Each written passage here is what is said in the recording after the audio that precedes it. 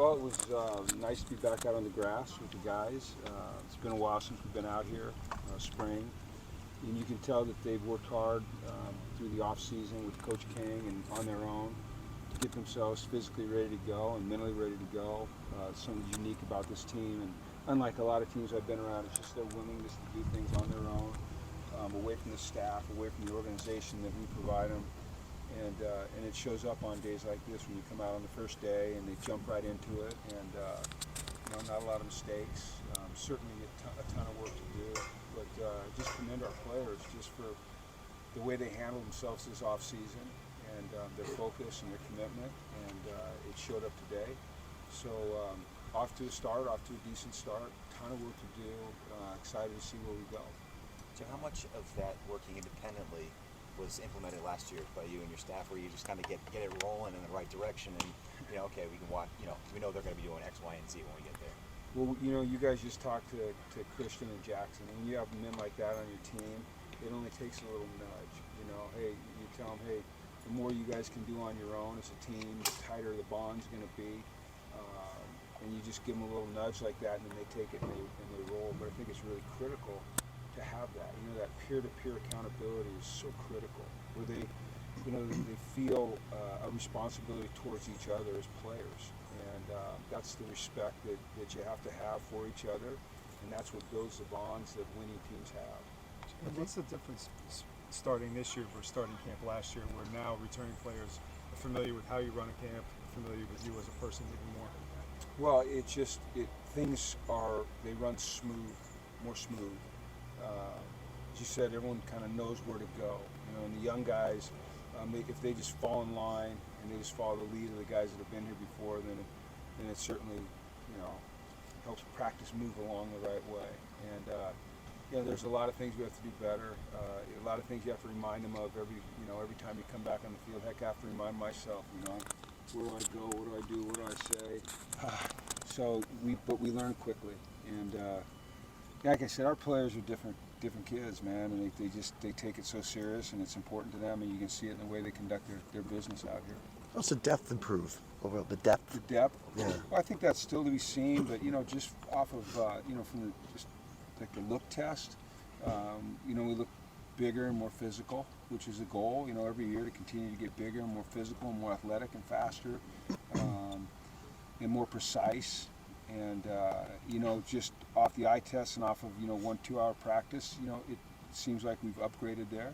But we've got a lot of room for improvement, and our goal is to come out every day and max out for that day, and hopefully that ceiling keeps rising, and we can continue to push the standard up. And I think we have the types of young men that want to do that. Jim, how do you find the balance between remembering the highs of last year, getting to a bowl game, and the lows of reminding some of the same opponents you're seeing, like NC State, they put a hurting on you, and you want to sort of deliver that back this year? It's a new year, and I think that most coaches would tell you that you focus on the things you can control.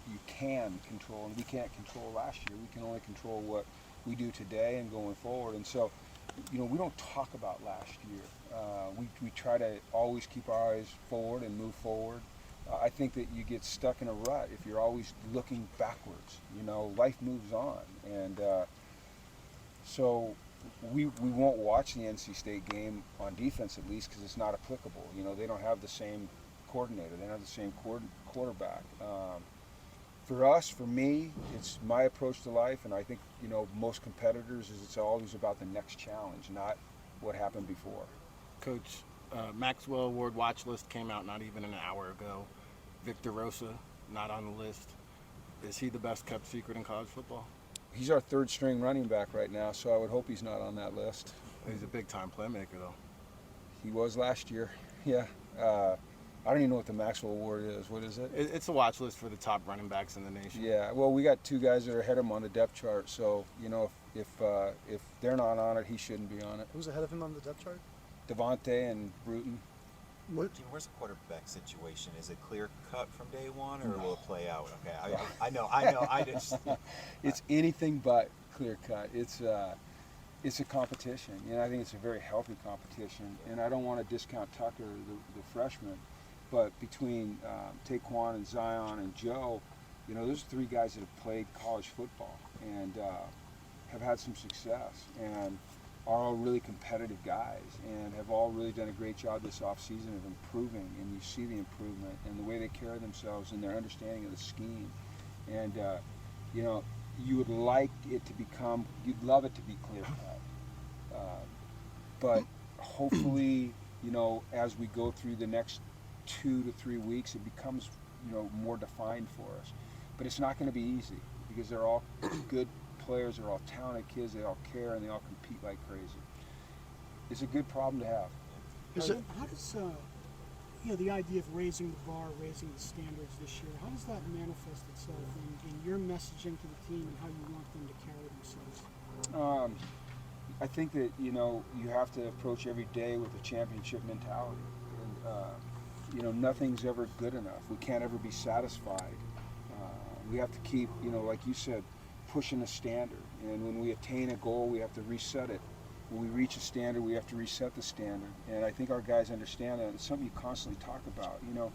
And you don't do it when you say it's not good enough, you don't say it in a negative way. That wasn't good enough. Hey, it's more like we can be better.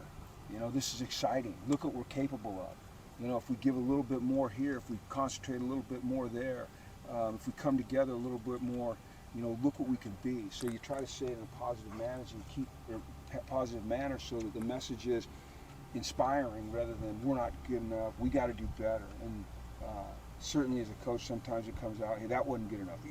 But it's, to me, it's always about not what you're not, but what you are capable of being. Not what you're not right now, but where can we get? And that's our messaging. What did you do in the off season yourself to recharge and kind of get ready for the season and put yourself in a good frame of mind? Not football wise, but just off to kind of with vacation or whatever. I mean, I go out west and see family, and I go to the mountains. You know, the mountains are where I like to be if I'm not here. So I go to the mountains. That clears your mind and everything? I don't know if anything ever clears my mind, but it helps. It certainly helps. Yeah. How are you feeling about Taquan and his performance in terms of recovery from injury and just even getting up to kind of playing speed? Well, I think I'm encouraged. You know, he came out here the first day. Really, he did some things in spring, and he didn't show any residual effects from the surgery or the injury. I think he's worked very, very hard. You know, it's a young man who's been through a lot, and you know, you fight for the starting job, and you get hurt in the second series, and you miss the whole season. That's not easy. And then someone comes in and takes your place and leads your team to a bowl game, and then your coaches go out and they bring in a grad transfer or a transfer that's played a lot, and the guy never blinks. You know, he just has a resilience about him. He has a great mindset.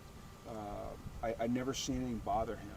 You know, I think the only time I've ever seen him down was that the 24 hours after his injury, and other than that, he's just like I said. You know, he looks forward. You know, you guys ask the kind of questions. He looks forward, and what's the next challenge, and how can I accept that challenge? How can I reach my goals? And it's great to be around people like that. You know, it makes this job fun. It makes it worthwhile. And then what are the keys for you for the offense in terms of improving this year compared to last year? I think that you know, we ran the ball well. We have to get better there, obviously, and become more consistent running the football. But I think that, you know, everyone probably knows that just becoming efficient and consistent in our pass game is what's going to help us. I feel like we've added talent and experience and to the receiving room, and I think the tight end room as well. And I believe that the guys that were here have taken a step up. You know, it's good to see Cam Ross back out here and healthy. And I think that the quarterbacks and the work that they did with the receivers in the offseason on their own, I think that'll certainly help us. But staying healthy, running the ball consistently, and then certainly taking a big step up in our pass game. Jim, hearing me talk, you know, first day, but for somebody who probably never really takes a day off, does it feel like first day for you? We were talking about that during practice. Is that, you know, in the old days, and I've been around a while. The first day of practice was different because you would go a long time without seeing your players, and we see them all the time. You know, they're always working, so it doesn't feel like the first day. We said it just feels like the next step. You know, and I think that's exciting. You know, we're not restarting. You know, we're just taking the next step as a program and as a team. And it's a different way to look at it for me than what I'm used to looking at it as. So I appreciate our players. I appreciate the work they did in the off season. And, you know, my office looks out over the indoor facility, and you know, I'm not allowed to sit there and watch them practice, but I mean, there's a window, right? And so, I mean, I might glance out, and it's very rare that there's not kids out there working. Like, we had guys out there the last few days on their own with their shoulder pads and helmets on, going through drills on their own. And you know, when you're a coach, those are the types of things that inspire you. When you see your team so anxious to get better. And so, yeah, it's just the next step. Jim, you were talking about the receivers a minute ago. Just having Kashif back here, working with the guys, watching the energy out here today. Just talk about the element he adds, you know, to your program. I think he just adds tremendous credibility. He has a passion for UConn and Connecticut football. He's a really good player. He played in the league. The players respect him. He's very understated. You know, you've got to lean in to listen to him. I think that he immediately commanded the respect of that room, and just the workmanlike attitude that they show today. That's not an easy group to coach sometimes. The DBs and the receivers a lot of time they're kind of like the Ferraris, you know, a little bit high-strung at times, and having a personality like Kashif on offense and Dalton on defense, I think really helps us get work done and not waste energy on things that don't matter. But I tell you what, I love having him on this staff. I love the fact that he's back here at his alma mater. You know, what we're trying to do is populate this staff with people that are passionate about UConn and passionate about Connecticut football, and he just adds tremendous value. Jim, how much have you wondered about or talked about everything going on in conference realignment? I know everything you're doing now is team specific, but as the coach of an independent program, how much mental energy do you devote to certain possibilities, rumors, anything, you know? I've tried to limit the energy I spend on it because I can't control it. But you know, I'd be lying if I didn't tell you that's, you know, it's back here percolating a little bit because there are things happening and there is so much uncertainty. I think that today, for me, you know, I flipped the switch to it's all about 2023. And I haven't really thought about it today, but yesterday I thought about it a little bit. You know, I'm like anybody. I'm going to jump on Twitter and you see the rumors and you know, I might know a little bit more than some of these people that are saying some things, and so, you know, I want to hit the comment and say, you don't know, which you can't do, obviously.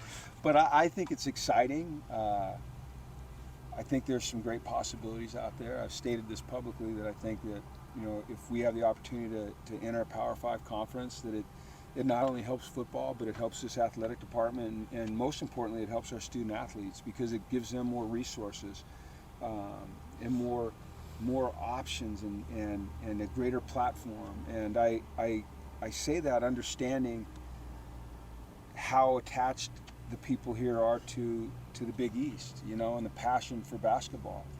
But you know, I think when I look at it purely as a football coach, I say, of course we want to be in a Power 5. But I also take that hat off and look at it from the perspective of I'm an employee of the University of Connecticut. I think it'd be great for our athletic department and our university. And, you know, I think it obviously would require some transition in the thought process of some of our fans that are so emotionally attached to the Big East and going to Madison Square Garden. And I mean, how can you discount 16 national championships of basketball? You have to pay respect to that, and I think we do. But I just feel like, you know, for us as a football program and us as an athletic department in the university, it's if we get that opportunity, you gotta take it. You know, you gotta take it. And I think that we'd all look back in a few years, and every sport would benefit from it. Every student athlete on this campus would benefit from it. Every fan would benefit from it. But it would just take a little transition in the way we think. Coach, how about the transfer portal? There's been some takes there about whether that's a good thing, bad thing. You kind of built up the program last year with it, and then we saw this year people leave the transfer portal and the NIL. Would you like to see regulation? Do you like the current format? What's your take? God, I haven't given it much thought lately because it's kind of over for us. With regards to the portal, I think that there's certainly some real positives, and I think there's some dangers. You know, the positives are as a team, you can quickly improve depth. You can add experienced players. You can add players that are more physically developed than freshmen. I think that it can be dangerous in that if you're building a culture, sometimes the portal's like speed dating. You know, someone's really attractive to you until you get to know them better, and then maybe they're not as attractive. And when you're recruiting high school players, you get to know them when they're very young. You know their families well. It's a long, drawn-out process before they sign with you. So you have a better feel for how they're going to fit into the culture you're trying to building. And from the player perspective, you know, the ability to improve their position in terms of building their professional career, I think it's a positive. But I think the danger is that all of a sudden, you know, you see so many kids that go into the portal and they don't find a home. And I think that, you know, that's dangerous. So I think it's working right now for the most part. I think that, you know, the NCAA will continue to tweak it. The NIL, it's a reality. It's where we are. I think for us, I can't worry about what other people do. For us, the most important thing is that we do it responsibly. You know, we have some collectives that are working with our student athletes, and here at UConn, what we try to do is tie it to a greater good, a bigger cause. You know, community service, things like that. You know, the one thing I think it's important to avoid is just creating entitlement. You know, like I deserve that money. No, you have to go earn it, because that's the reality of life. We all know that. We're all working people. So just teaching the right lessons at this age is important. So there's a danger there, but there's also a positive. You talked about some of the challenges that come with being independent in recruiting and things like that, but how would you assess the group that you're bringing in this year from the portal and from the high school class?